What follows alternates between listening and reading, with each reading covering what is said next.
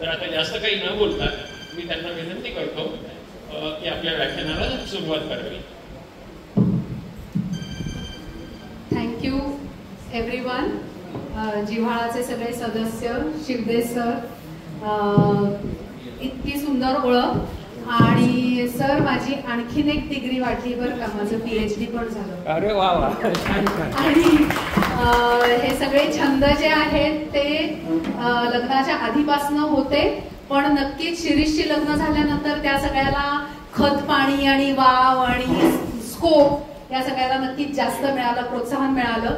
आणि ट्रॅव्हलिंग आणि फोटोग्राफीचा वारसा आय थिंक मला तो माझ्या वडिलांकडनं आलेला आहे. तुम्हाला माहित असेल माझे वडील पण ऑलमोस्ट जगभर हिंडलेले आहेत, अत्यंत सुंदर फोटोग्राफी करायचे, त्यामुळे तो आर्टिस्टिक हे आय थिंक त्यांच्याकडनं मला आलेला आहे. माझा प्रयत्न आहे तुम्हाला माझ्या कॅमेऱ्यातनं माझ्या डोळ्यांनी पाहिलेलं मंगोलिया, शिरीषनी पाहिलेलं आम्ही दोघांनी एकत्र केली ती सफर. पण अर्थातच दोन माणसं वेगवेगळी असतात, दोन भावंड वेगवेगळी असतात, तसे अनुभव आणि मे बी त्याचं सादरीकरण सुद्धा वेगळं असणारच आहे. So this was a Mongolian adventure अशासाठी की सगळ्यात आधी कुठे मंगोलिया, कुठे चायनाच्या वर आणि रशियाच्या खाली. तर खूप लोकांना आधी असं की हे कुठून शोधून काढलं तुम्ही, इथपासनं ही सगळी सुरुवात, म्हणून मंगोलियन ऍडव्हेंचर. आणि खरंच इतका प्रचंड देश आहे, त्यातला अगदी थोडासा भाग खरं वेस्टर्न मंगोलियाचा अल्ताई माउंटन रिजन हा आम्ही पाहिला. आणि दिस वॉज ऑर्गनाइज्ड बाय थॉमस आणि कॅरल. हे थॉमस केली हा नॅशनल जिओग्राफिकचा फोटो जर्नलिस्ट आहे, जो आम्हाला आमच्या जानेवारीतल्या आसाम सायकलिंग टूरवर भेटला. शिरीषनी त्याचा पाठपुरावा केला, त्याच्याशी कॉन्टॅक्ट ठेवला, परत त्याला जाऊन गोव्यात भेटला. आणि तुझ्या अशा काही टूर्स असतात का, आम्ही आलो तर चालेल का, असं टूम लावून आम्ही येतो ना लहान मुलासारखंच काइंड ऑफ करू. But we both were really lucky enough to get a seat on this magnificent, extraordinary, out of this world kind of a tour. आणि कॅरल एकच मिनिट, थॉमस मला असं नेहमी म्हणाला की हे जरा वाईल्ड आहे ना टूर, म्हणजे नेहमीच्या टुरिस्ट सारखं नाहीये, तर ते जरा झेपेल का, म्हणजे तो जरा साशंक होता. पण त्याला अंदाज नव्हता की आम्ही पण बघितलेच आहोत, त्यामुळे त्यामुळे मग तो मला बोलताना एकदा म्हणाला की मध्ये जी फ्लाईट आहे ती एकच फ्लाईट असते दिवसातून उलातगटातून, तर त्या फ्लाईटची तिकीट मिळाली तर मग मी हे करतो. मग मी म्हटलं एक माणसाचं बघतो, म्हणजे मी आधी ते camel in the tent policy येऊ का, मग तिकीट मिळालं तर मग म्हटलं एक बघ, मग म्हटलं किती दिवस लागतील, म्हणजे 3 दिवस लागतील सांगायला. म्हटलं मग एकाचं शोधतोय तर 2 शोध ना, असं करून मग आम्ही घुसलो आतमध्ये. आणि दोजान हा कझाक टूर्सचा तिथला मेन फाउंडर आहे, who runs Kazakh tours as the company. आणि त्यांनी तिथला आमची सगळी अरेंजमेंट केली होती आणि फॅन्टॅस्टिक अरेंजमेंट होती. म्हणजे शिरीष किंवा मी, आम्ही ज्या प्रकारचं हिमालयातलं कॅम्पिंग किंवा तिथला प्रवास जो असतो त्या मानाने हे खूपच सुखकर होतं. ते आता कसं काय येईलच पुढे. सो एअरपोर्टवर लँड झालो. Of course very colourful and beautiful sign of welcome to Mongolia. आणि हा साधारण मंगोलियाचा मॅप आहे. अर्थातच मंगोलियन एम्पायर, आपल्याला मंगोलिया म्हटलं की आठवतो चेंगीस खान, आणि त्यांनी केवढा सगळा प्रांत पादाक्रांत केला होता. तर historical part Shirish is going to depict. He is more interested in to it आणि त्याला ते जास्त चांगलं सांगता येईल. अर्थातच मंगोलिया हा तसा अनेक सेंचुरीज पासून नोमॅडिक लोकांचाच देश होता, म्हणजे देश नव्हताच तेव्हा, नोमॅडिक लोकच राहायचे त्या भागात. तसं कणखर आयुष्य असल्यामुळे साधारण 13व्या शतकात 1206 पासून जवळपास 1250 पर्यंत चेंगीस खाननी जग पादाक्रांत केलं. म्हणजे आजपर्यंत जगातलं सर्वात मोठं राज्य हे चेंगीस खानचं होतं. ब्रिटिश लोकांचं राज्य थोडं मोठं होतं, पण ते विस्कळीत होतं. ते इंडिया, साऊथ आफ्रिका, ऑस्ट्रेलिया याचं सलग होतं. पॅसिफिक ओशन पासून युरोप पर्यंत, म्हणजे पोलंड पर्यंत गेला होता तो. इकडे खाली हिमालयाने त्याला थांबवलं होतं, पण मिडल ईस्ट सगळं त्यांनी कॉन्कर केलं होतं. रशिया कॉन्कर केलं होतं, चायना थोडं कॉन्कर केलं होतं. त्याचा युद्ध नीती ही होती की घोडे वापरायचे, आणि असं म्हणतात की त्यांनी घोड्यावर रिकिबी पण त्यांनी डिझाईन केल्या पहिल्यांदा. त्याच्याने काय व्हायचं की तो योद्धा घोड्यावर बसून दोन्ही हात सोडून पायाने बॅलन्स करतायचं आणि म्हणून दोन्ही हातांनी धनुष्यबाण मारायचे आणि त्यामुळे ते मारताना ते साईडला पण मारू शकेल. नॉर्मली आपल्याला आपण समोर मारणार ना, तर ते असा घोडा जात असताना बाजूच्यालाही मारायचे. त्यामुळे त्यांची युद्धनीती अशी असायची की ते सरळ घुसायचे आतमध्ये आणि दोन्ही बाजूला बाण मारत सुटायचे. त्यामुळे त्यांनी एवढं मोठं राज्य निर्माण करण्याचा त्यांचा तो घोडा आणि ते रिकीब या दोन गोष्टींनी फार महत्वाचं. आणि घोडा त्यांच्या आयुष्यात सेंट्रल आहे, म्हणजे अजून सुद्धा मंगोलियाच्या आयुष्यात. आणि बऱ्याचशा लढाया थंडीमध्ये त्यांनी जिंकल्या, कारण इतर सैन्य थंड याच्यामध्ये किंवा जेव्हा बर्फ झालेला असतो तेव्हा सगळेजण गारठून बसतात, पण या लोकांना थंडीमध्ये प्रवासाची, राहण्याची आणि घोडे चालवण्याची सवय असल्यामुळे मोस्टली लढाया त्यांनी थंडीत शत्रूंना मारून जिंकल्या. आणि घोडा तसा पाण्याला घाबरतो ओव्हरऑल, त्यामुळे ते पाणी वाहत असताना त्या नद्या क्रॉस करून युद्ध करणं अवघड होतं आणि हिवाळ्यात ऑब्व्हियसली कोणी एक्सपेक्ट नाही करत. त्यावेळेस सरप्राईज. सो उलान बटारच्या आउटस्कर्टला तेलरिज नॅशनल पार्क म्हणून आहे, जिथे हा चेंगीस खानचं मोठं मॉन्युमेंट आहे. अत्यंत प्रचंड मोठा हा स्टॅच्यू आहे. त्या घोड्याच्या डोक्याच्या इथे गॅलरी सारखं केलंय जिथे आपण जाऊ शकतो. तिथून चेंगीस खानचा असा हा चेहरा आपल्याला समोर दिसतो. तर आम्ही एक दिवस आधी गेल्यामुळे आम्हाला उलान बटारच्या आजूबाजूचं किंवा तेलरिज नॅशनल पार्क, हे मॉन्युमेंट आणि असं काय काय बघायला स्कोप मिळाला. मला वाटतं की आपल्याकडे आता स्टॅच्यू ऑफ युनिटी झालंय त्या मनाने छोटा आहे, पण चेंगीस खानचं जसं मी म्हटलं की तो कर्तबगार इतका होता की त्यांनी एवढं मोठं राज्य निर्माण केलं. या पुतळ्याची एक खासियत अशी आहे की तो जगातला घोड्याचा सर्वात मोठा पुतळा आहे. 40 मीटर उंच घोडा आहे तो, साधारण 140 फुटाच्या आसपास. ते प्रचंड मोठं हे आहे. कदाचित त्या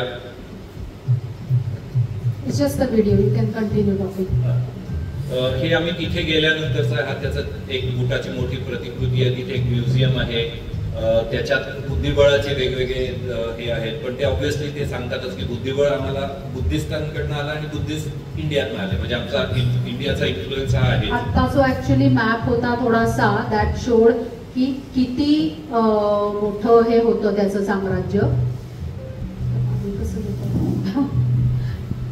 हा सगळा परिसर आहे त्या स्टॅच्यूच्या बाजूचा, केवढं व्हास्ट आहे. नाही काही जण जे आपल्याकडे लेह लडाख किंवा हिमालयात गेले त्यांना असं वाटेल की हे डोंगर बरेचसे लेह लडाख सारखे दिसतात, पण आपल्याकडे डोंगर जवळजवळ आहेत. लेह लडाख मध्ये एवढ्या मोठ्या व्हॅलीज नाहीयेत, एवढा सपाट प्रदेश नाहीये.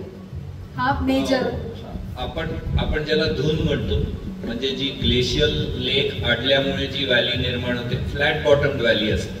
म्हणजे आपलं देहरादून आहे, हरकीदून आहे, तर तशा इथे प्रचंड व्हॅलीज आहेत. कारण की इथे त्यावेळेस नॉर्दर्न साईडला असल्यामुळे बर्फ खूप होता आणि ते पाणी कुठे अडलं की सगळं त्याच्यातला गाळ सेटल होतो आणि म्हणून व्हॅली फ्लॅट बॉटम आहे. म्हणजे तुम्हाला आमच्या व्हिडिओज मध्ये दिसेल की असं फ्लॅट बॉटम व्हॅलीज दिसतात. आपल्या इथे अशा टेपरिंग असतात, तर तसं नाहीये. या व्हॅलीज प्रचंड वाईड आहेत आणि त्याच्यातनं नद्या वाहत असतात आणि एक वेगळाच आपल्याला एक अनुभव येतो त्या व्हॅलीज मधून फिरताना. आणि इथे उंच झाडं कुठे फारशी दिसली नाहीत आम्हाला. अगदी शेवटी काही ठिकाणी बरीचशी अशी श्रब्स, झुडपं बारकी बारकी, ज्याच्यावर मेनली घोडे आणि उंट आणि शेळ्या, प्रचंड शेळ्या या हे चरतात. तिथला हा आम्ही मोनॅस्ट्री आणि हे बुद्धिस्ट टेम्पलला व्हिजिट केली होती. तिथला मेजर धर्म बुद्धिस्ट आहे.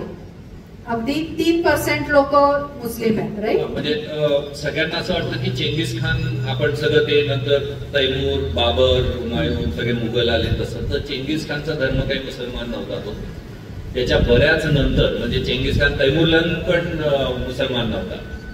त्याच्या बऱ्याच पिढ्यांनंतर जेव्हा आले, म्हणजे साधारण हुमायूं जेव्हा आला त्यावेळेस ते स्वतःला मुघल म्हणायला लागले. त्यावेळेस त्यांनी इस्लाम धर्म स्वीकारला होता. म्हणजे चेंगीस खानचा धर्म हा, ज्याला आपण आदिवासी धर्म म्हणू, तसा हा धर्म होता. पागनिझम म्हणतात त्यांच्या इथे, इंग्लिश मधला शब्द आहे. आणि मग त्यांच्याकडे एक शामनिझम नावाचं पण एक, ज्याला अगदी प्रिमिटिव्ह धर्म म्हटलं जाऊ शकेल असं आहे. त्याच्याबद्दल पण आहे थोडस पुढच्या व्हिडिओज मध्ये. खान आधी बस नाही, त्यांच्या राज्याचे पण भाग केले तर त्याला खानगेट असं म्हणायचे, पण ते खान सुरू राहिलं आणि धर्म मुसलमान झाला, पण ते पुढे त्यांनी मुसलमानांनी खूप लोकांनी खान हे टायटल आहे खान. आणि या सगळ्यांवरती बराचसा रशियन, थोडासा चायनीज आणि बऱ्यापैकी कझाकी इन्फ्लुएन्स आहे. सो तिथे शिक्षणाच्या सुद्धा 3 लँग्वेजेस आहेत, इधर मंगोलियन, रशियन किंवा कझाकी. या 3 लँग्वेजेस मध्ये तुम्ही शिक्षण घेऊ शकता. सो हे असं साधारण टेरेन मोस्टली दिसतं. ही खालची जी दिसते उलान बटार मधली मोठी मोनॅस्ट्री आहे, मी जी म्हटलं गांधार मोनॅस्ट्री. तिथे बरेचसे आता नवीन मुलं शिक्षण घेत आहेत आणि हा मेन धर्म असल्यामुळे अशा तिथे अनेक मोनॅस्ट्रीज आहेत. सोन्याचं एक 80 फुटाचा अवलोकितेश्वराचं पुतळा आहे, म्हणजे बुद्धाचाच अवतार अवलोकितेश्वर म्हणजे. आणि ते पण बघण्यासारखे ते त्या बिल्डिंग मध्ये आहे. वर डावीकडे कोपऱ्याला सुखबतार स्क्वेअर आहे, तो जो सेंटर मध्ये बसलाय तो चिंगीज खान आहे, काळा जो दिसतोय तो. हे this is just to give you Ulaanbaatar म्हणजे it's a big metropolitan city. प्रचंड गर्दी, भयंकर ट्रॅफिक. ते बघितली तर तुम्हाला असं काही वाटणार नाही, एकदम कॉन्ट्रास्ट आहे.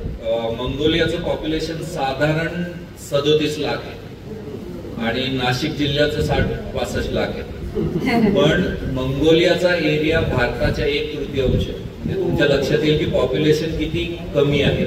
आणि नुसतंच कमी असं नाही तर त्याच्यातलं 80% लोक उलान बटारमध्ये, म्हणजे उरलेल्या देशामध्ये जवळपास लोक नाही. माझ्या एका मित्राने माझे काही व्हिडिओ पाहिले आणि तो म्हणाला मी मंगोलिया कट करून टाकला माझ्या लिस्टवरला. म्हटलं काय? म्हणे काही माणसंच नाही, काहीच दिसत नाही, सगळंच वैराण आहे. म्हटलं तू 2-3 दिवस अजून पुढे जरा बघ. आता मला म्हणाले की नाही मलाही जायचं. तिथे या सगळ्या बिल्डिंग्स मध्ये हे एक टेम्पल म्युझियम पण होतं, विच वॉज सो कॉन्ट्रास्टिंग, म्हणून मी खरं तो फोटो काढला. तिथे आम्हाला अत्यंत सुंदर ट्रॅडिशनल म्युझिक आणि डान्स, त्यांच्या कल्चरल याचाही परफॉर्मन्स बघायला मिळाला. तो इतका फॅसिनेटिंग होता की इथे एक आहे, हा ऐकू येतंय का?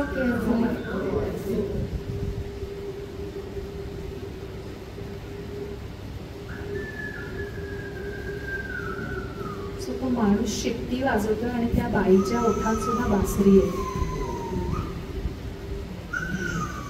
सगळ्यांचे चेहरे इतके हसरे होते, म्हणजे रिमार्केबली हे होतं की ते परफॉर्म करत होते. पण सगळ्यांचे चेहरे म्हणजे जवळपास 250 लोकांनी परफॉर्म केलं. ते 3-2.5 तासाचा कार्यक्रम होता. सगळ्यांचे चेहरे तुम्ही बघाल की. आणि या सगळ्यामध्ये तुम्हाला त्यांचे ट्रेडिशनल टिपिकल आउटफिट्स पण दिसतील या सगळ्या याच्यामध्ये.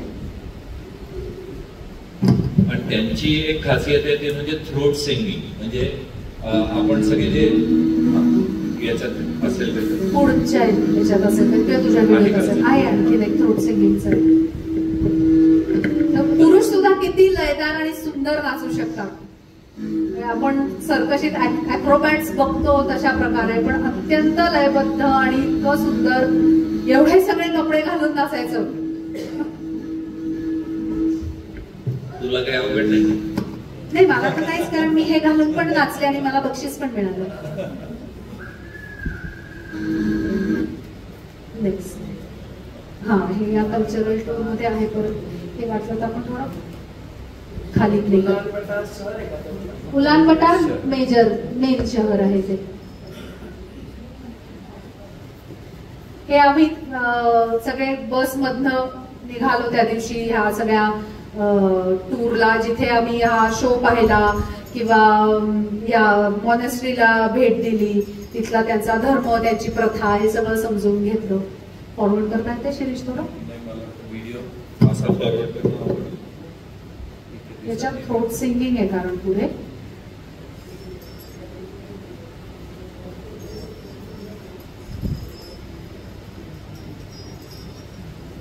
आमची कॅरल जी होती ती सगळं बुद्ध धर्माचं वगैरे समजावून सांगत होती.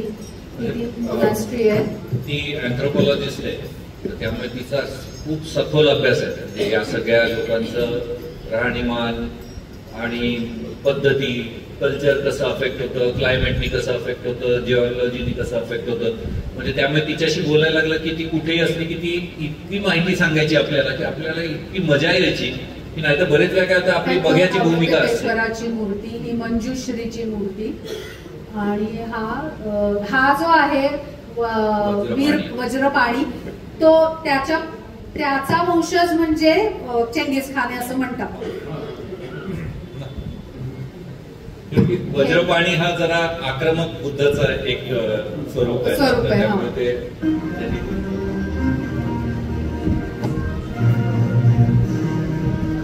या मोठ्या ऑडिटोरियम मध्ये, थिएटर मध्ये आम्हाला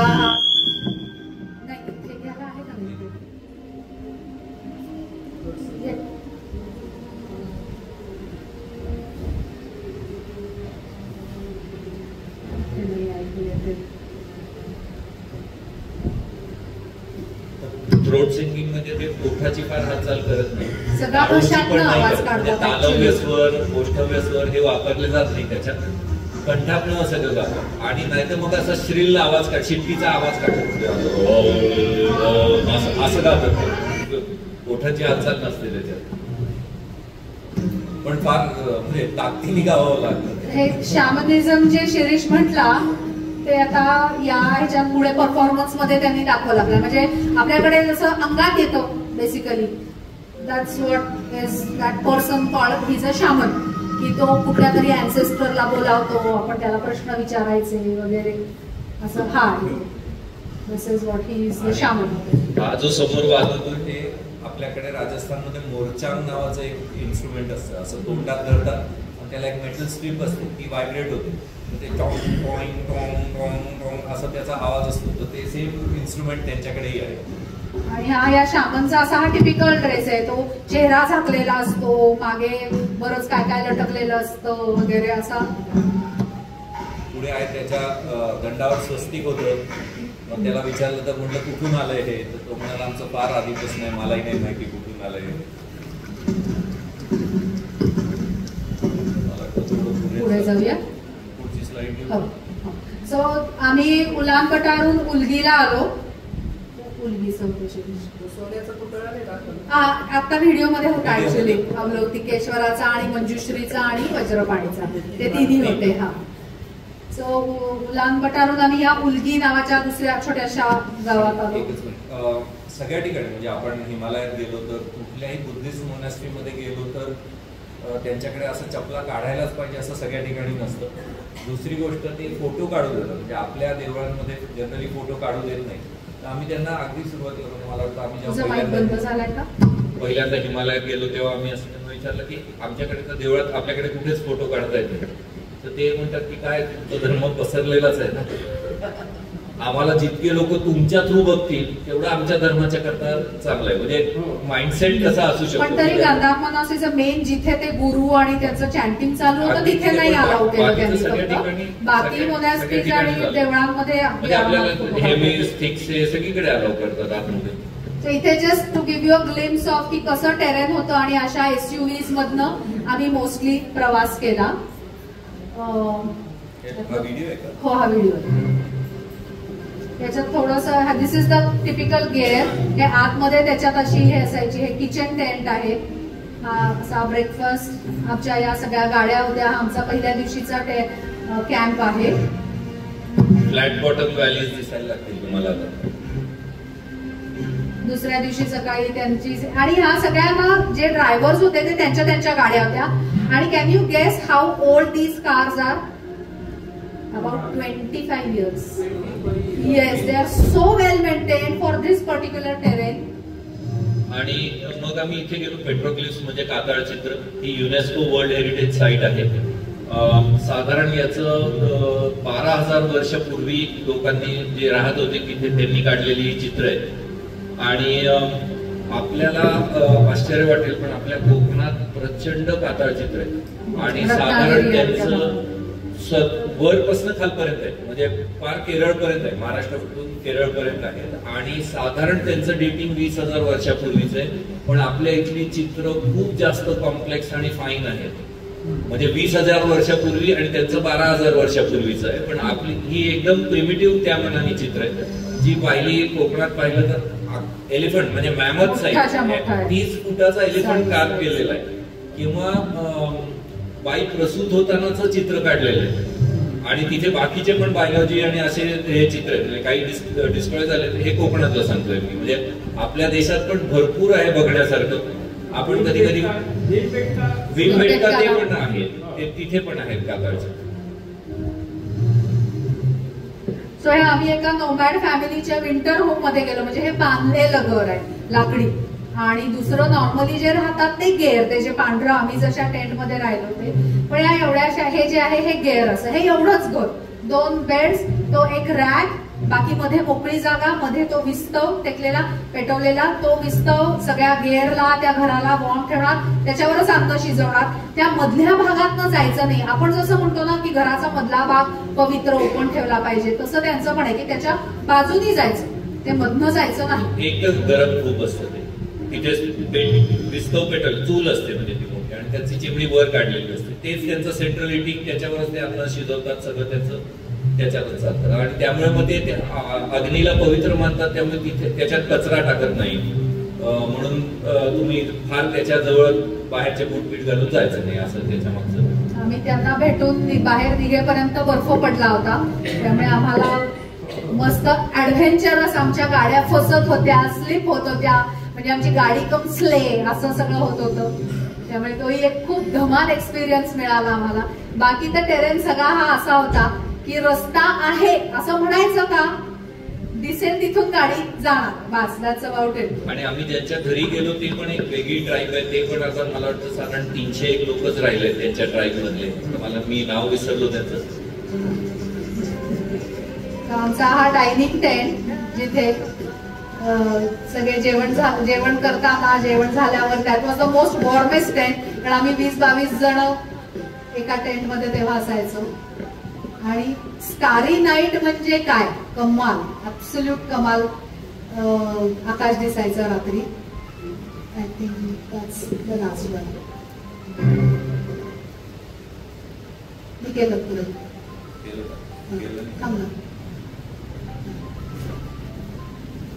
जनरली आपण कुणाच्याही गेअर मध्ये किंवा घरी गेलो तर मोस्टली तो बाउल मध्ये दिसतोय तो एक वॉर्म किंवा सॉल्ट टी, बटर टी सारखं, किंवा घोड्याचं फर्मेंटेड दूध असं असतं. या 2 गोष्टी ताकासारखं लागतं.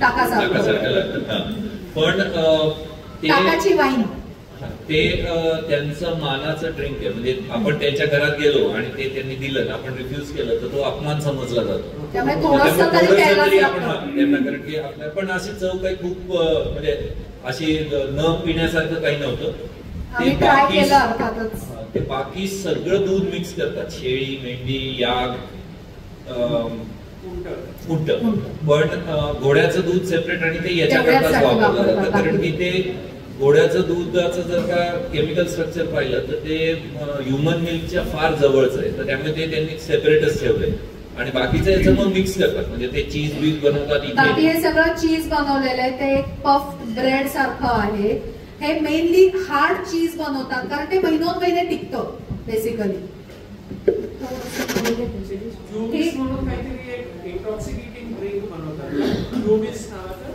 असं पण ते या प्रदेशात नाही, आम्ही जिथे गेलो त्यामुळे आम्ही काही तुम्हाला सांगू नाही शकत त्याच्याबद्दल.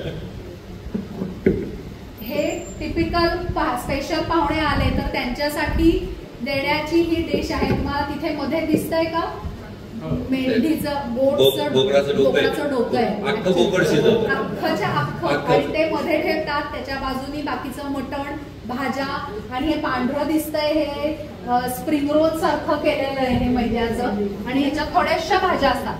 आणि बाकी ही सगळी वेगळ्या वेगळ्या प्रकारची चीज आहे. हे बटर आहे, त्याला क्लॉटेड बटर म्हणतात.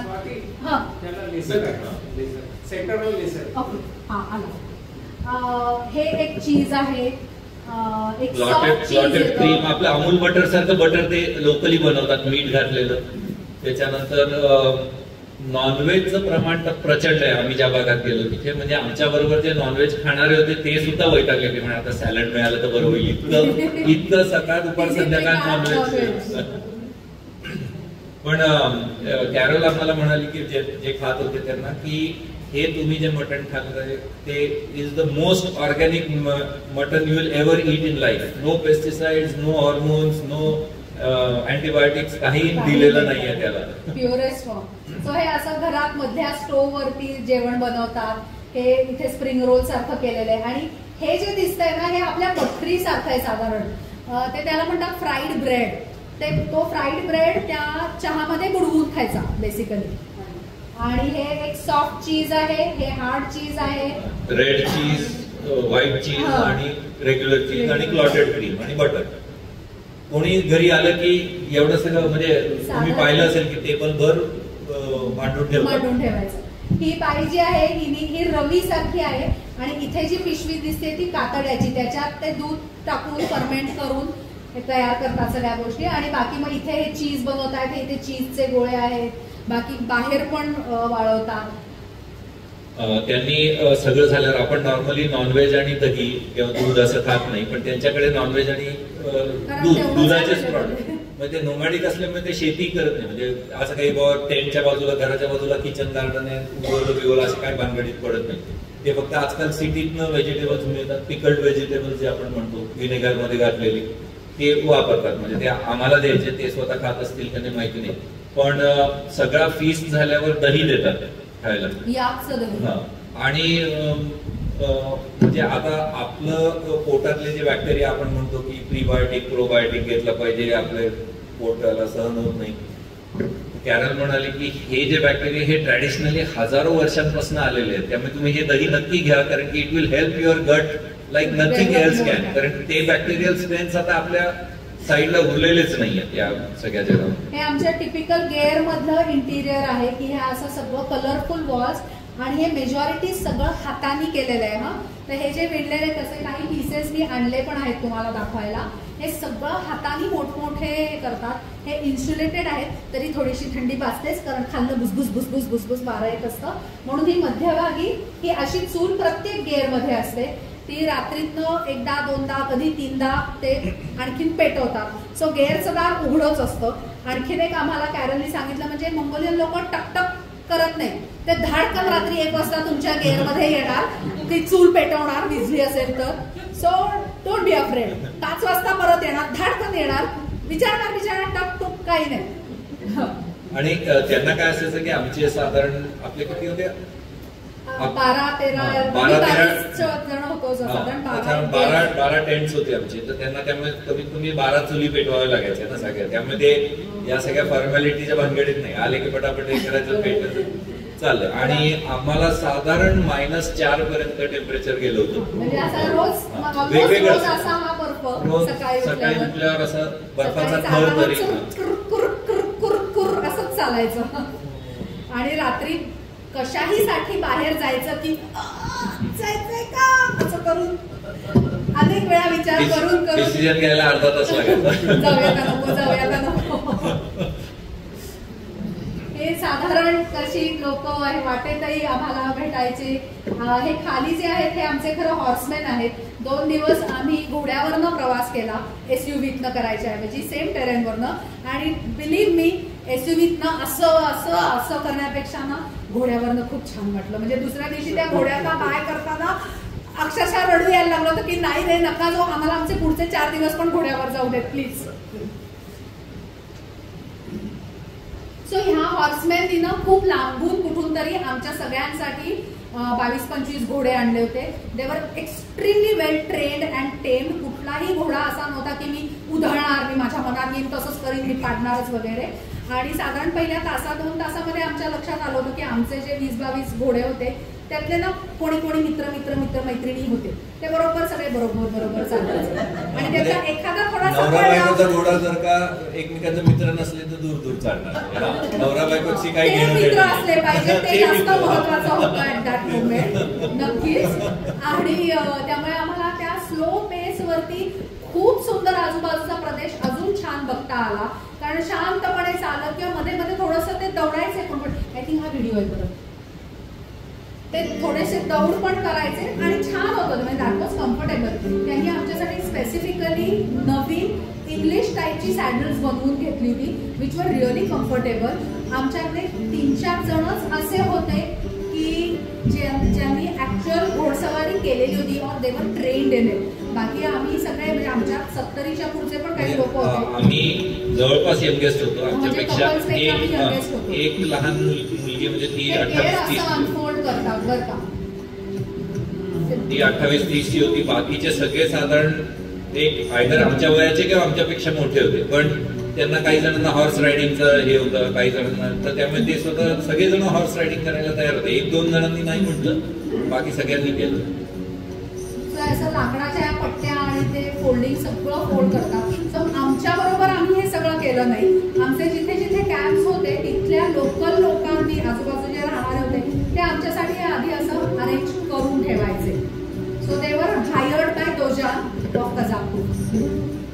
कारण की होतं कसं की मला वाटलं की ते फार चांगलं आहे. कदाचित त्याला 2 ट्रकमध्ये हे सगळे 10-12 गेअर्स फोल्ड करून ठेवून पुढच्या यायला नेणं पण शक्य असतं, पण लोकल लोकांमध्ये इन्व्हेस्टेड राहणं हे जास्ती महत्वाचं असतं. कारण की तुम्हीच पैसे कमवताय, मग त्याच्यापेक्षा काय होतं, निदान गेअर भाड्याने मिळतंय, त्याचे पैसे त्या माणसाला जात आहेत. आणि एका माणसाकडे असे 12 गेअर्स असतात असं नसतं, एवढं त्याच्याकडे त्यांना ठेवायची गरजच नसते. त्याचे 2 किंवा 3 असतात.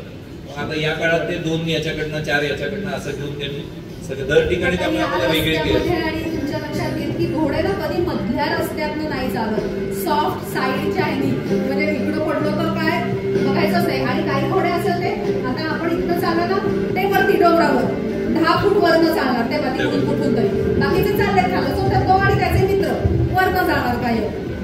असं एक आम्हाला हळूहळू 1-2 तासांनी त्यांचे ट्रेन्स आणि त्यांच्या सवयी आणि लक्षात आलं, आणि आम्ही ते पण एन्जॉय करत होतो.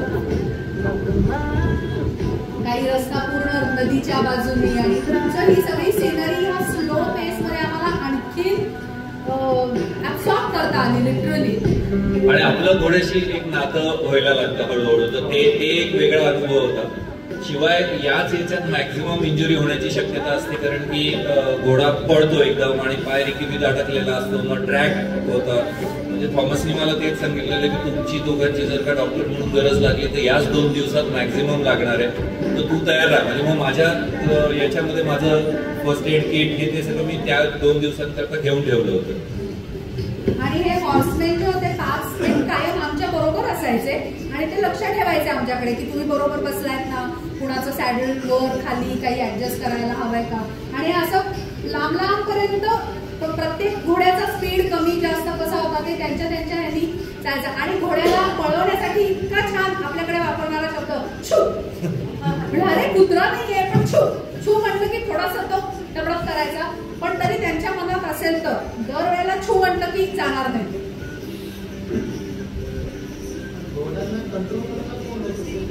आम्हीच आपल्या हातातच सगळं. त्यांनी काय केलं, सकाळी एक ट्युटोरियल घेतल्यासारखं घेतलं अर्धा तास की काय करायचं काय नाही करायचं आणि काय अवॉइड करायचं, बेसिकली सडन मुवमेंट्स आणि सडन आवाज अवॉइड करायचं. आपलं जॅकेट आपलं फडफडतंय तर ते फडफड झाली की त्यांना ते बिथरतात, मग ते चालू होतात. एक पळायला लागला की दुसरे ते सगळे पळतात असं. पण हळूहळू आपल्याला तो सगळा कंट्रोल यायला लागतो. वर खाली सगळे डोंगर, आम्ही म्हणजे असं दिसायचं खाली घोड्याच्या खाली असं, आणि मग असं जायचं वर परत. हा असा सगळा टेरेन होतो.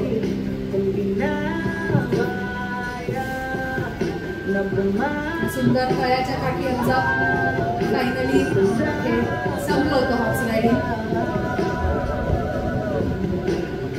आणि इतकं छान होतं ह्या सेकंड डेला जेव्हा आमचं रायडिंग संपलं, त्यांचे सॅडल्स काढले, ते घोडे धूम पळाले backwards, they knew where their own was. म्हणजे ते त्या हॉर्समॅन साठी थांबले नाहीत, मागे पाहिलं नाही, काही नाही.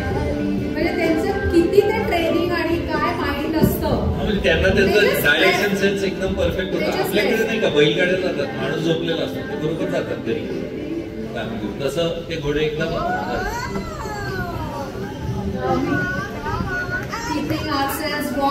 आता ही लेस्ली ही 72 वर्षाची, व्हाईट ग्रे जॅकेट मध्ये, ती ईगल्स आणि याचं हे करते, रिहॅबिलिटेशन करते आणि प्रोफेशनल वकील आहे.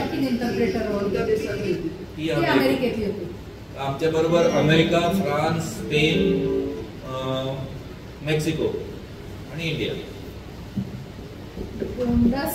अनेक मुलं हे साधारण कसं त्यांचं राहणीमान किंवा वेशभूषा हे दिसतात. अत्यंत खेळकर आणि मुलं अशी पटकन येऊन बोलायचे, कारण लँग्वेज प्रॉब्लेम होता, पण यायचे, भेटायचे, शेक हँड करायचा, किंवा आम्ही त्यांच्यासाठी खेळणी वगैरे नेली होती तर ती घेतली त्यांनी?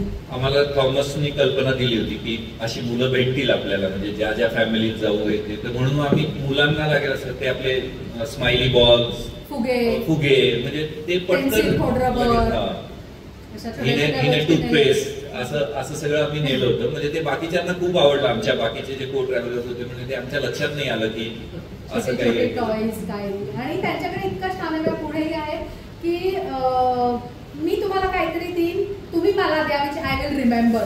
सो त्या एका ईगल फेस्टिवल मध्ये सुद्धा 2 छोट्या मुलींचा अगदी जेमतेम 4-5 वर्षाच्या त्या दोघींनी मला पटकन त्यांचं एक मण्यांचं साधं ब्रेसलेट काढून दिलं, विच वॉज सो नाईस की द माइंडसेट ऑफ गिव्हिंग त्या वयापासून. सो ही बाई इथे हे जे तिने विणलेलं आहे सगळं ते डिस्प्ले करत होती घेण्यासाठी.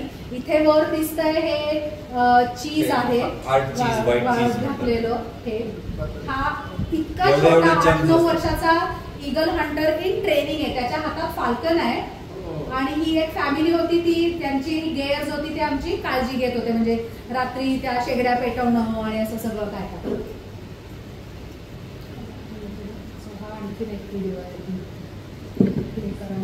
हा आय थिंक ह्याचा आहे आपला 1825.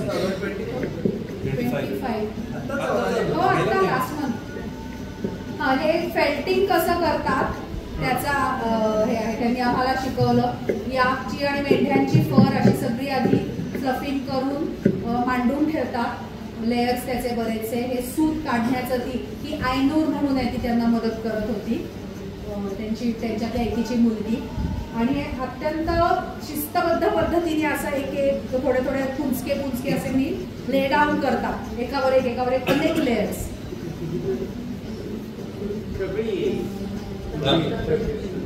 आणि मग त्याच्यावर गरम पाणी शिंपडतात. असे मल्टिपल लेयर्स ठेवतात ते, म्हणजे एवढं जाड असं असतं जेव्हा कॉम्प्रेस्ड नाहीये तेव्हा. आणि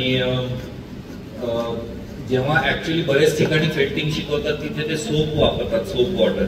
पण या मेंढ्यांच्या याच्यातच लॅनोलिन नावाचा एक सोपी पदार्थ असतो, तर त्याच्यानेच ते होतं. म्हणजे हे फेल्टिंगचं टेक्निक हे विणायच्या टेक्निक पेक्षा जुनं आहे, कारण की याच्यात विणलं काही जात नाही. याच्यात हे जाऊन मग कॉम्प्रेस करून याचं फेल्ट आम्ही पण बनवले छोटे, आणि हिने पण चांगलं पार्टिसिपेट केलं. तर त्या याच्यामध्ये ते जवळपास ते तंतू एकमेकांमध्ये असे अडकून एक छान फॅब्रिक तयार होतं. त्याच्यातनं हवा येत नाही, बर्फ आतमध्ये येत नाही, पाणी आतमध्ये येत नाही. So that is mainly used for insulation.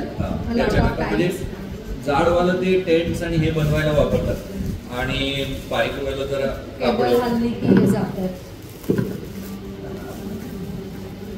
So हे असं घट्ट बांधून. आणि हे best is this is a community work. आम्ही 2 एकटी दुपटी बाई काही कुणी करत नाही, सगळ्या आजूबाजूच्या बायका सगळ्या मिळून चला आज तुझ्याकडे पेंटिंग करायचंय का आपण करूया, सगळ्यांनी मिळून करायचं. This is full body workout literally.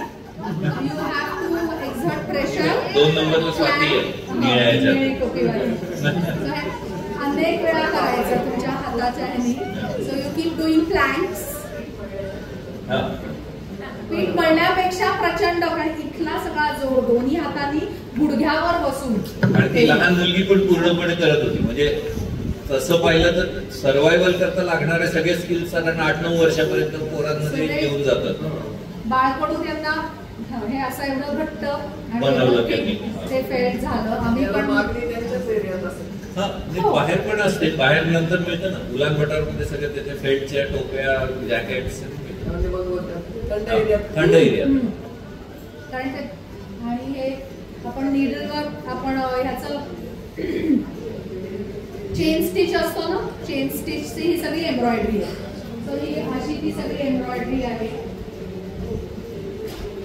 साखळी टाका. हा आहे, तुम्ही नंतर सगळेजण बघू शकता. हे असे पीसेस आम्ही त्यांच्याकडनं घेतले. हे त्या घोड्याच्या केसाचे ती सुतळी सारखं बनवते. घोड्याचे केस लांब असल्यामुळे दोरा म्हणून ते सगळं वापरतात. बनवलं या सगळ्यांनी मिळून. They were interested in drawing, all the kids. आमच्यात एक जण त्यांना याम काढायला. आणि हे बघा आता हे टेरेन, हे असे रस्ते सगळे दगडमातीचेच फक्त, आणि आजूबाजूला विविध रंगाचे डोंगर, म्हणजे कुठल्या रंगाचा, हिरवा, जांभळा, पिवळा. आणि आता शिवदे सर, मी त्यांना सगळ्यांना म्हटलं की मी पहिल्यांदा टेंट मध्ये टेबल खुर्चीवर बसलो, कारण आपण इकडे तिथे असं आपण खाली बसून करतो. हा, टेंट मध्ये टेबल, डायनिंग टेबल, खुर्ची, म्हणजे त्यामुळे म्हटलं एकदम मजा चालू होती. आणि हे तर बाहेर जे ते रोजचं लंच साधारण मध्ये असायचं, कारण की 6 ते 8 तासाचा प्रवास असायचा. ब्रेकफास्ट करून निघायचो आणि मग लंचला ते बाहेर थांबायचे. तर आधीचं आमचं कुकचं काही स्टाफ आधी जायचं आणि मग ते अशा मस्त ठिकाणी टेबल मांडून ठेवायचे ना, म्हणजे तिथे खाण्याचीच एक आणि काय सगळं द्यायचे. म्हणजे ते बर्गर दिला, पिझ्झा दिला, काय अनेक गोष्टी दिल्या ज्या तिथे जनरली एक्सपेक्टेड नाहीयेत आपल्याला. अप्रतिम. आणि लंच ब्रेकला पटापट थांबून सगळेजण ती फोल्डिंगची टेबल उलगडून त्याच्यावर टेबल क्लॉथ घालून पेपर नॅपकिन, काटा, चमचा, सुरी. सो हे just to give you an idea की किती लहान वयापासून मुलं काय काय घोडा चालवतात, उंटावर बसतात, आर्चरी करतात, आणि त्या अल्ताईमध्ये ती मुलगी स्कूटर पण चालवतीये. So just very frames of the small children that we came across. हे शाळेत आम्ही जेव्हा व्हिजिट केलं, इतकी छोटी छोटी मुलं, या सगळ्या हॉर्डर्सची, अगदी लहान मुलं सुद्धा 4-5 वर्षाची पण या अल्ताई विलेजमध्ये हॉस्टेलमध्ये राहतात आणि शिकतात. त्यांच्याकडे हॉर्डरशी त्यांचं आहे की सगळ्यांनी शिक्षण घेतलंच पाहिजे. मी म्हटलं तसं कुठल्याही लँग्वेजमध्ये. आणि हे खूप छान टिपिकल मला दिसलं. सगळ्या मुलींनी ना असे छान केसांना बो बांधले होते. That was really cute. आपल्याकडे आदिवासी बायका अजूनही डोक्यात केसात फुल असतं ना, आपण कुठे आपल्या नाशिकच्या आजूबाजूला गेलो तर तिकडे ते अजूनही आहेत. आणि शाळेचं आता जसं एज्युकेशन वाढतंय तसं लोकांना नोमॅडिक लाईफ मान्य होत नाही. म्हणजे जे शिकतायत त्यांना बाकीचे हॉरायझन्स दिसत आहेत. तो त्यांच्याकडे आता प्रॉब्लेम निर्माण होतोय की हर्डर्सची फॅमिली कंटिन्यू होण्याकरता त्यांची मुलं येतातच आहे असं नाहीये. आणि म्हणून मग खूप त्याचं अर्बन कडे मायग्रेशन, कारण की सर्वाइव्हच होऊ शकत नाही. साधारण एक फॅमिली जर का म्हणजे 6 लोकांची धरली तर त्यांना सर्वाइव्ह व्हायचं असेल तर टोटल 170 प्राणी असले पाहिजे त्यांच्याकडे, शेळ्या, मेंढ्या, घोडे, याक असं धरून, तरच ते सर्वाइव्ह होऊ शकतात. आणि 170 प्राण्यांना सांभाळायचं तर एक माणूस नाही किंवा 2 माणसं नाही सांभाळू शकत. तर त्यामुळे सगळं ते जरा इकॉनॉमी आता थोडीशी अशी बदलायला लागली. म्हणजे एज्युकेशन मिळतंय. आता जी मुलं आम्हाला इथे भेटली ती नोमॅडिक होती, पण कोणी म्हणालं नाही की आम्हाला सुपर मार्केटमध्ये गेल्या वेड्यासारखे झालो होतो. एवढूसच होतं, पण एकदम असे खूप मॉडर्न गोष्टी आणि असं पाहिलं, एकदम स्पीड ब्रेकर, रस्ता सिमेंटचा, असं एकदम. म्हणजे आम्ही 10-12 दिवस पूर्ण जंगलात. ऍक्च्युली मी त्याच दुकानातनं घेतले. तिथली एक आणखी नर्सरी होती. This is a Kazakh jacket. This is a very typical Kazakh jacket. नाही, कसाकी ते विणकाम, भरतकाम त्याच्यात बाहेर आहे. ह्याच्यातल्या या मुलांशी आम्हाला छान गप्पा मारता आल्या, अर्थातच ट्रान्सलेटरच्या थ्रू, त्यांच्या टीचरच्या थ्रू वगैरे असं. तर त्याच्यातल्या एका मुलीला डेंटिस्ट व्हायचंय. So happy. आणि तिने मला तिच्या फोनवर लिहून दिलं की can you give me something I remember for ever. तर आम्ही असेच गेलो होतो. मला पटकन सुचेच ना काय द्यावं हिला. पटकन माझी कानातली काढली, ट्रॅव्हलची नेहमीची चांदीची किंवा अशी साधी, ती दिली. शी वॉज सो हॅपी. तिने पटकन तिची अंगठी काढून मला दिली. सो दॅट वॉज हे बाकीच ती. आणि ही ईगल हंट्रेस आहे मुलगी. ती त्यांना मुलांना बऱ्याच जणांना कझाकस्तानच्या आर्मीमध्ये भरती व्हायचं. त्यांच्याकरता एक ते महत्वाचं. म्हणजे मी पाहत होतो की मी विचारलं की तुमचं काय ऍस्पिरेशन आहे, की तुम्हाला काय डॉक्टर, इंजिनियर, आर्किटेक्ट हे. तर त्यांना आर्मी जे जे शिकत होते त्यांना सगळ्यांना आर्मीचं खूप कौतुक आहे. फाल्कनला बोलवून तो असं हे ट्रेनिंग करतात. हे आधी आहे फाल्कनला करतोय तो तसं, असंच ईगलला करतात ट्रेन. आणि ईगलच्या थ्रू हंटिंग करतात, शिकार धरतात. हा टिपिकल ईगल हंटर. आणि हा एवढा जड असतो पक्षी, असं धरायला लागतं आपल्याला सपोर्ट देऊन. आपल्याला वाटतं असा हलका हा पक्षी असं नाही धरता येत. एवढाच ग्लव असतो, याकच्या चामड्याचा असतो, कारण की नाहीतर त्याचे नख आपल्या याच्यात जातील. तर आपला वजनाने जर का त्याच्या वजनाने हात असा खाली गेला तर पक्षी वर सरकतो. ग्लवच्या बाहेर आला तर तो धरेल आपल्याला. तर त्यामुळे ते आणि आपण असं दोन तेव्हा हाताने त्याला हूड घातलेलं असतं, दिसत नाही, पण ते ऍक्च्युअल जेव्हा हंटिंग आणि हे करतात तेव्हा त्यांचं डोळ्यावरचं काढलेलं असतं.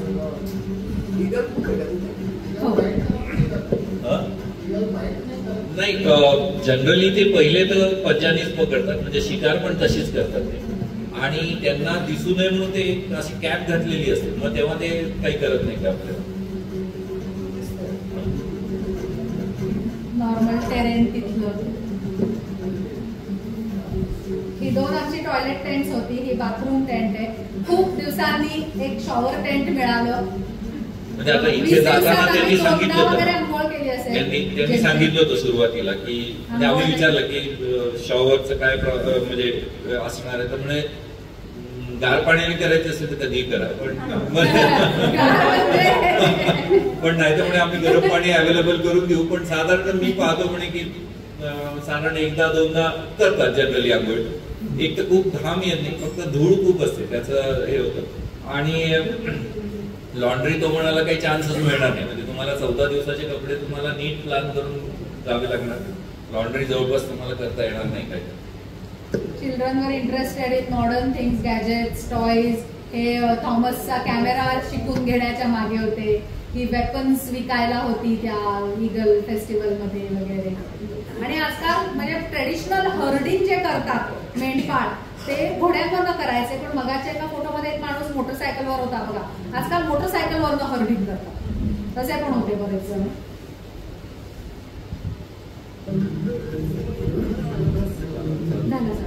मला आता कधी याच्यावर नाही. सो हे ईगल फेस्टिवल आहे. ईगल फेस्टिवलच्या हिशोबाने मेनली या टूर्स अरेंज केल्या जातात. सप्टेंबरच्या प्रत्येक वीकेंडला आणि ऑक्टोबरच्या फर्स्ट वीकेंडला वेगळ्या वेगळ्या भागांमध्ये ईगल फेस्टिवल असतं, जिथे हे ईगल हंटिंग जे होतं त्यांना कसं ट्रेन केलंय किंवा ती ऍक्टिव्हिटी, त्याच्याशी रिलेटेड इतर गोष्टी, इतर त्यांचे गेम्स, आर्चरी वगैरे हे सगळं डिस्प्ले करतात. त्यांचं लोकल मार्केट म्हणजे सगळं हँडीक्राफ्ट, फूड असं सगळं विकायला असतं. ही ईगल डान्सर आहे. हे सगळे Shirish got a chance to hoist Indian flag which was तिथे ज्या ज्या देशातले लोक आले त्यांनी लावलं होते असं दिसलं. माझ्याकडे असतोच नेहमी तिरंगा, म्हणजे आपलं भारताचं पण दिसायला पाहिजे तिथे. आणि बरेच सगळे ईगल हंटर्स येतात आणि भाग घेतात. त्या एरियामध्ये मग कॉम्पिटिशन असते आणि मानाचं असतं, जो जी कॉम्पिटिशन जिंकतो म्हणजे तो डिस्प्ले करतो त्याचं मेडल आणि त्याला काय काय बक्षिसं देतात. असं हे सगळं ईगल फेस्टिवलचं ते ऑर्गनायझेशन. जवळपास एक साधारण पहिल्या दिवशी एक 4-5 हजार स्पेक्टेटर्स होते. त्याच्यातले साधारण 60-70% हे फॉरेनर्सच होते. कारण की लोकल लोकही येतात, पण फॉरेनर्स. हा दलाई खान म्हणून आहे. हा माणूस टाइम मॅगझिनच्या कव्हरवर जे याचं आर्टिकल होतं त्याच्यात त्याला फीचर केलं टाइम मॅगझिनच्या याच्यावर. आणि त्याची आणि माझी अशी असं बोलता बोलता त्याला थोडंसं इंग्लिश येतं. मी म्हटलं you are Dalai Khan, I am Shirish Ghan. तर त्याला ते रायमिंग आवडलं, तर तो दुसऱ्या दिवशी भेटला म्हणतो दलाई खान शिरीष घन. इथून डोंगरावरनं त्या ईगलला सोडतात, बोलावतात आणि तो येऊन. हा एवढा लहान मुलगा पण कुंटू आहे. ती एकच मुलगी होती. असं बसलं त्याच्या हातावर तरच ते व्हॅलिड करतात आणि तो टाइम मेजर करतात. हा, किती कमीत कमी वेळात त्यांनी बोलावल्यापासून ईगल आला. एक जर्मन कपल भेटला आम्हाला. ते तिथे सायकलिंग करत होतं, म्हणजे त्यांनी जर्मनीहूनच त्यांच्या सायकल आणल्या आणि तिथे 8 दिवस सगळं सेल्फ सपोर्टेड, सगळं त्यांच्या सायकल. साधारण पण 17-18 किलोच्या वर सायकलचं वजन नव्हतं. ते म्हणायचे आम्ही कुठेही गेलो की आम्ही थांबू, म्हणजे आम्हाला जिथे थांबायचे तिथे टेंट लावतो.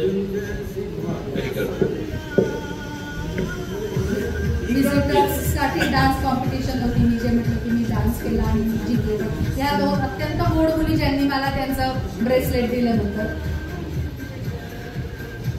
हा केंजविक म्हणून जो माझ्याबरोबर डान्स करत होता तो ऍक्च्युली आमचा ड्रायव्हर पण होता आणि तो ईगल हंटर पण आहे. त्याच्याकडनंच खरं मी बऱ्याचशा स्टेप्स शिकले. आधी पण एका लंच ब्रेकला आम्ही दोघांनी डान्स केला होता. तिथे एक म्हातारे आजोबा होते हिचा डान्स पाहिलं म्हणे ही एकदम म्हणे मंगोलियन कझाक लोकांसारखीच नाचली असं ते सांगत होते. ते मग त्याच्या मुलांनी इंग्लिश मध्ये सांगितलं आम्हाला.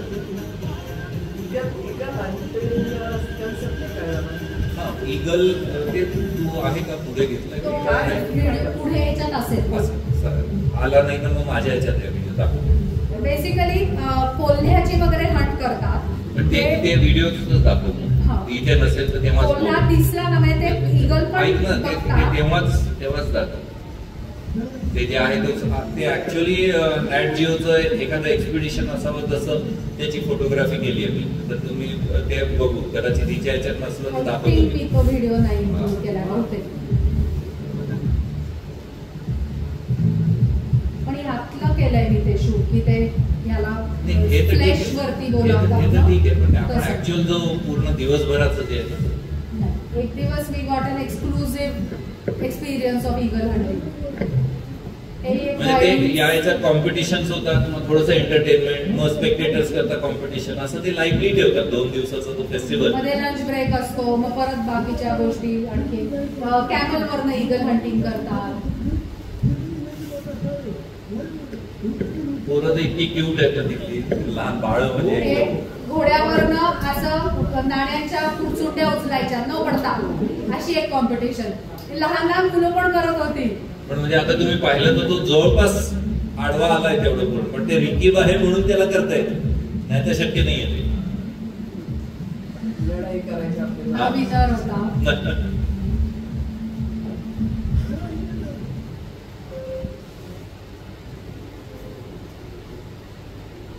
Just some outfits and how they dress up. बरीच म्हातारी लोक, ही सगळी लहान मुलं, सगळी अशी कॉशियस पण खूप खेळकर, आणि सगळे जण म्हणजे फुल फॅमिली येतात फेस्टिवलला. बरेच सगळे वडिलांच्या आईच्या खांद्यावर घोड्यांवर. तुगरुक रुपयाला 40 तुगरुक मिळतात. $100 दिले तर 3.5 लाख तुगरुक मिळतात. पण एक लच्छा पराठा घेतला तर 50,000 नाही 10-12,000. म्हणजे जेवण इंडियन जेवण घेतलं तर साधारण आमचं दोघांचं साधारण 2-1,000 रुपये जायचं मुलांबटांना. हा आपल्यामध्ये असं डोंगराळ भागांमधनं ते फिरतात बेसिकली ईगल हंटर्स. आणि कुठेतरी जिथे कोल्हा दिसेल, तो दिसला की ते ईगलला आवाज देतात, त्यांच्या हातातच असतो, आणि तो कोल्हा तो ईगल जाऊन कोल्ह्याला पकडतो. असं ईगलची नजर ट्रेनिंग असं ट्रेनिंग करतात. त्याची मग कॉम्पिटिशन तिथे खाली आता ते ईगल येईल त्याच्या हातावर नाही, आता तिथे फॉक्स स्किन आहे खाली, ते पकडेल तो.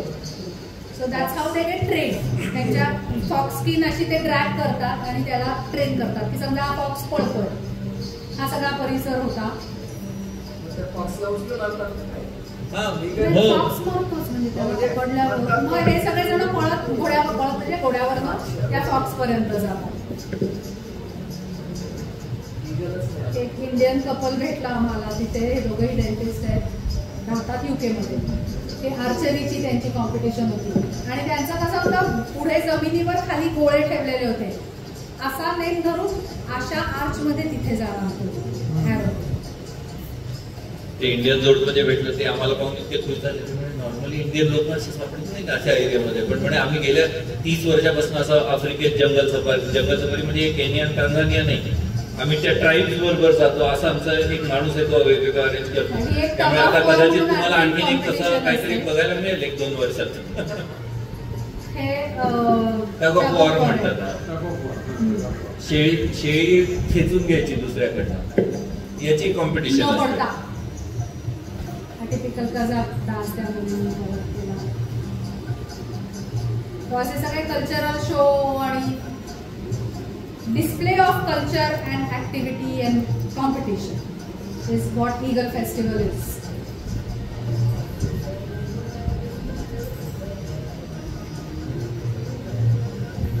हे तो डोंबरा वाजवतोय, त्याच्या हातात ते डोंबरा आहे. 2च तारा असतात त्याला, आणि त्यांची लोकल गाणी ना ऑलमोस्ट सगळ्यांची चाल सेमच असते, शब्द बदलतात फक्त. म्हणजे आपल्याकडे जितकं संगीत प्रगल्भ आहे तितकं नाही आहे तिथे. ते प्रिमिटिव्ह याच्यातच आहे. इन्स्ट्रुमेंट पण एकच आहे आणि चाल आणि हे तेवढंच आहे. असं खूप डबल हम कॅमेरा होते, ते डबल हम कॅमेरा. बॅक्टेरियन कॅबिन. हा नुब्रा व्हॅली.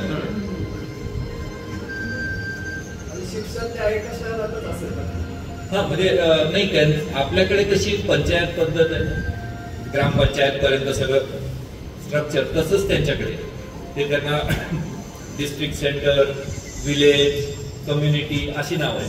पण मग डिस्ट्रिक्ट सेंटरला सगळे म्हणजे आपला तालुक्याचं जागा, आपल्या डिस्ट्रिक्ट हेडक्वार्टरला जसं असतं शाळा, हॉस्पिटल, हे ते सगळं सरकारी. तुम्ही थोडं खाली गेले की 2 सरकारी अधिकारी, 1 डॉक्टर आणि 1 प्राण्यांचा डॉक्टर, वेटरनरी डॉक्टर नक्की. मग कम्युनिटीला गेले की आणखीन मग सरकारी हे निघून जातात, ते नसतात तिथे. असं मग कम्युनिटी म्हणजे 20-30 फॅमिलीज एकत्र राहतात. असं आपल्या पंचायत सिस्टीम सारखंच आहे, कारण की डिसेंट्रलाइज पॉवर केली नाही तर ते तिथपर्यंत पोहोचूच शकत नाही दरवेळेस. हा, इंटरनेट सगळं आहे. अर्थात आमच्याकडे सॅटेलाइट फोन होता, त्यामुळे आमच्याकडे डोंगरात नाही. पण बाकीचे जी शहरं आहेत, म्हणजे आता मुलगी पण छोटं शहर आहे, 40,000 पॉप्युलेशन आहे. 40,000 ते 1,00,000 म्हणतात, म्हणजे वेगवेगळ्या ठिकाणी वेगळे. पण तिथे सगळं अवेलेबल आहे. मग तिथे आम्ही ज्या हॉटेलमध्ये गेलो तर ते आपल्या नाशिकमध्ये जेवढं पॉश हॉटेल असेल तेवढं किंवा त्याच्यापेक्षा पॉश हॉटेल असेल तिथे होतं. आणि सगळं तिथे तुम्हाला स्टारबक्स असणार, हे असणार, म्हणजे ते एक ते सगळं आहे.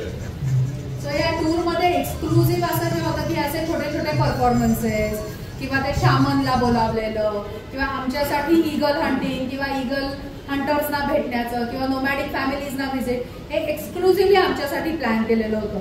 जे बाकीचे टुरिस्ट मे बी त्यांना सगळ्यांना अचानक ईगल फेस्टिवललाच भेटायचे. सो ईगल फेस्टिवलला आलेल्या काही जणांना इतकी एक्साइटमेंट होती की हा ईगल बाबा किती छान, घोड्यावर बसायचं होतं. आमची जरा ती एक्साइटमेंट थोडी कमी झाली होती, कारण सुरुवातीच्या काही दिवसांमध्ये आम्हाला एक्सक्लुझिव्ह हे सगळे अनुभव मिळालेले होते ऑलरेडी. सो परत ईगल फेस्टिवलचे काही पिक्चर्स हे असे वेगवेगळ्या कॉम्पिटिशन्स आणि याच्यासाठी ड्रेसअप झालेली मुलं.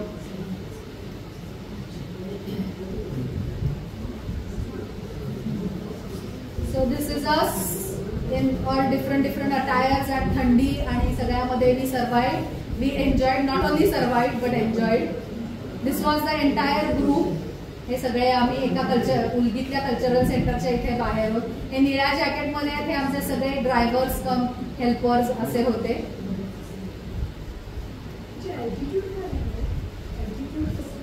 मॅक्झिमम आम्ही 9,000 फुटावर गेलो.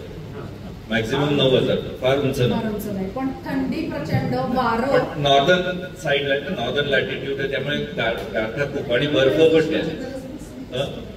नाही, ऍक्लिमेटायझेशन साधारण 10,000 फुटाच्या खाली जनरली काही त्रास होत नाही, त्यामुळे तसं काही हे नाही. लेह लडाख 11,000, लडाख तर मग जातं सगळं वर. खारदुंगला गेलं तर 18,000. असा त्रास नाही, पण बेसिकली थंडी आणि बोचरं वारं प्रचंड.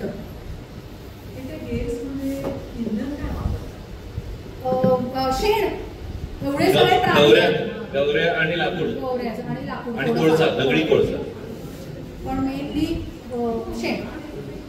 So I go with this attitude that and every travel broadens the heart and the bowel, and I learn a lot, learn from everything, and that's how you keep the attitude. 2-4 गोष्टी. एक शेवटचं हे करतो की खूप जणांचं असं होतं की तुम्ही व्हेजिटेरियन, म्हणजे मी व्हेजिटेरियन, ही निदान अंड चिकन तरी खाते, तर तुम्ही मग फूडचं काय केलं. तर आम्ही काही फ्रीज ड्राईड फूड्स आता आपल्याकडे मिळतात, ज्यांना नुसतं गरम पाणी टाकलं की होतं, तर ते नेलं. पण मी म्हटलं या सगळ्या ह्याच्यात काय बाकरवडी, कचोरी असं सगळं आपण नेलं. पण म्हटलं सगळ्यात पहिलं म्हणजे मनाची तयारी होती की तिथे खायला जात नाही, ते अनुभवायला जातं. त्याच्यात जे व्हेजिटेरियन मिळेल त्याच्यातनं आपण करून घ्या, जसं जेव्हा मिळेल तसं. म्हणजे काही काही वेळेला तर आम्ही चक्क शेवटी ब्रेड आणि नटेला, आता ते आहे ते खायचं, काही इलाज नाही. आणि आमच्या पॅथॉलॉजीच्या पुस्तकामध्ये एक वाक्य जे मी नेहमी सांगतो माझ्या ट्रॅव्हलच्या याच्यामध्ये, की it is said that travel loosens the bowel, म्हणजे पोट बिघडणार आहे, but it broadens the mind. तर त्यामुळे ट्रेड ऑफ फार चांगला आहे. आणि इबन बटुटा म्हणून एक 14व्या शतकात ट्रॅव्हलर होता, तर तो जवळपास त्याच्या आयुष्याच्या म्हणजे 21व्या वर्षापासून 45व्या वर्षापर्यंत फिरतच होता जगभर. म्हणजे तो त्याच्या इतकं कोणीच प्रवास केलेला नाही, एवढा तो फिरलाय सगळीकडे. तो भारतात येऊन गेलाय, पूर्ण भारत फिरलाय, चायना, सगळं middle east, north Africa, Africa असं सगळं केलं. तर त्यांनी त्याच्या ह्याच्यात लिहून ठेवलंय, त्याच्यात तो म्हणतो की as you travel you are left speechless and then you become a story teller. Thank you. वेळ झाला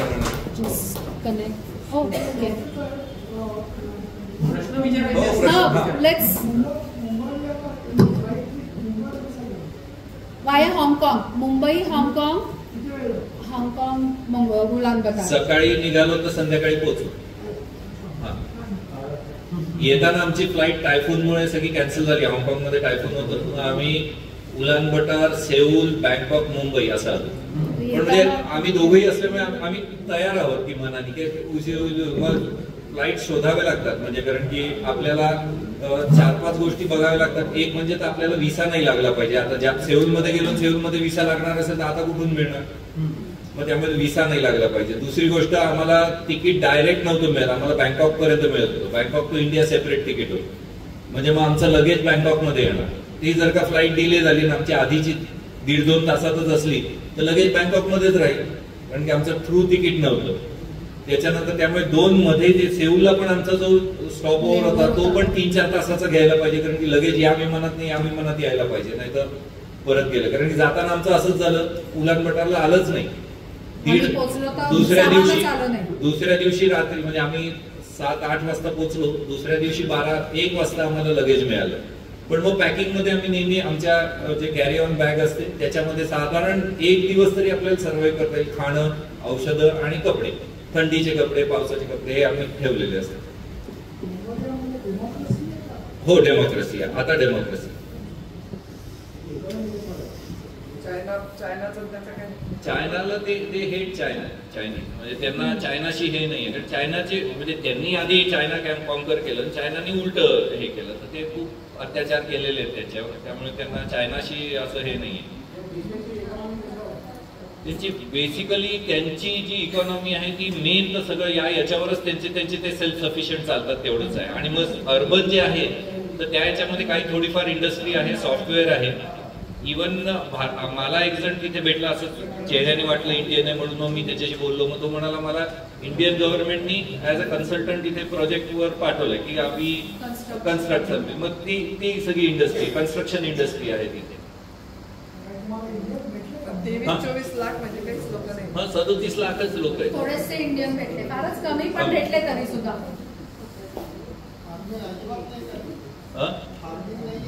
फार्मिंग या मोठ्या शहरांच्या जवळ आहे. म्हणजे ते काय करतात, ते व्हेजिटेबल्स ग्रो करतात, पण ते पिकल करतात सगळं आणि विनेगर मध्ये घालून मग ते वापरलं जातं. म्हणजे असं करन्सी टुगरुक 1 रुपयाला 40 टुगरुक. 1 रुपयाला 40 टुगरुक. बालीपेक्षा महाग.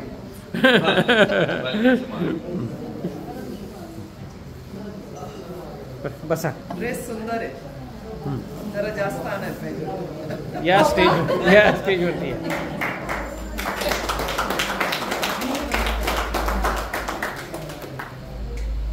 हा, ते करतो मी.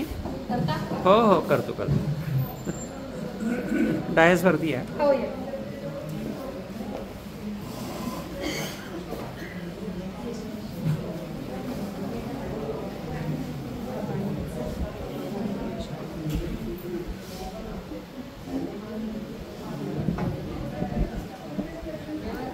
आभार.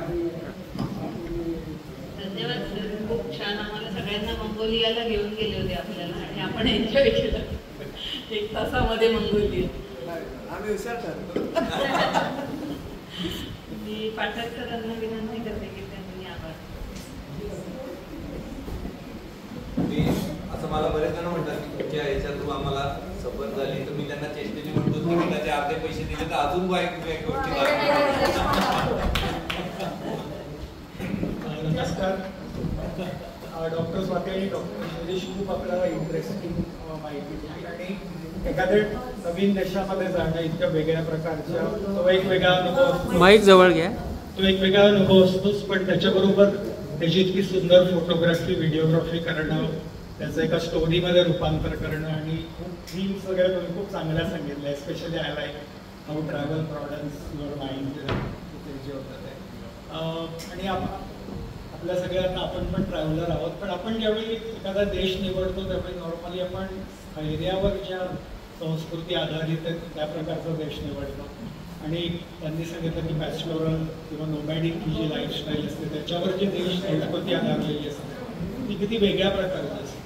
किंबहुना काही वेळा आपण असा विचारच करत नाही. आपल्याला असं वाटतं की संस्कृती निर्माण होण्यासाठी स्थैर्य हे आवश्यक असतं. पण त्यांच्या प्रेझेंटेशनमधून मला असं जाणवलं की ज्या देशांमध्ये आपण जातो स्थैर्यावर ज्यांची संस्कृती आधारलेली असते त्याच्यामध्ये खूप प्रमाणामध्ये तंत्रज्ञान वापरलं जातं. आणि तंत्रज्ञानाचा वापर म्हणजे काय की बेसिकली माणसांना आळशी बनवणं, माणसांची कामही कुठली तरी मशीन किंवा तंत्रज्ञान आणि अनहेल्दी बनवणं.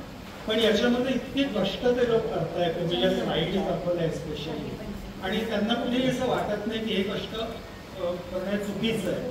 आणि जे आपण स्थैर्यावर ज्या संस्कृतीत त्या देशांना भेटतो तिथे कुठेतरी आपल्याला असं शिकवलं की कष्ट नको करायला, काहीतरी वेगळं करायला पाहिजे. पण वेगळं सुद्धा ते तुम्ही दाखवलं ते म्युझिक आहे त्यांच्याकडे आणि ते विणकाम आणि घरात काम त्या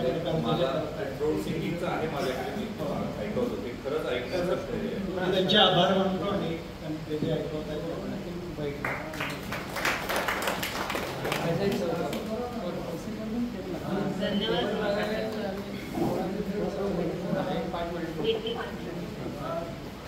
ठीक आहे झाले.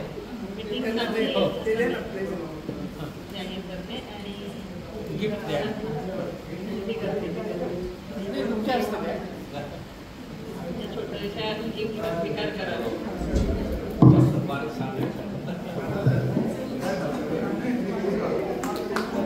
एक मिनिट थांबा.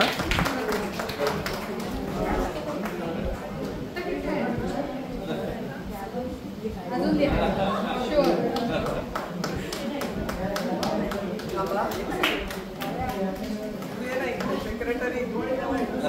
जवळ या थोडंसं.